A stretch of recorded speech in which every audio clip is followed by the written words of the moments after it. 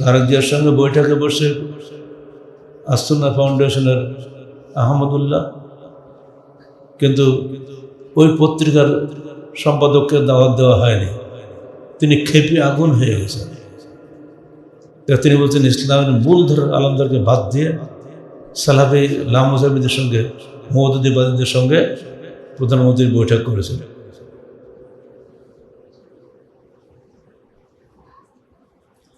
মানুষ খেপে ঠিকই, কিন্তু ওইরকম ল্যাংটাই বলে। যে পত্রিকার কথাই হচ্ছে জনগণের কথা বলে, এটি জনগণ হলো, আমরা জনগণ নই, আমরা কি দেশের বাইরের লোক?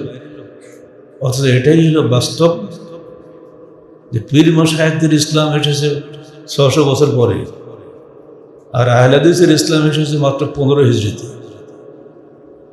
বরং তারও আগে রাসূলুল্লাহ সাল্লাল্লাহু আলাইহি সাল্লাম তখনও মৃত্যুবরণ করেন নাই।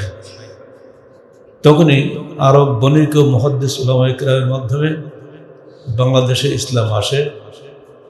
চট্টগ্রামের কদম রসুলের ঘাট, জাহাজ ভাঙ্গার ঘাট আজও তার প্রমাণ বহন করে।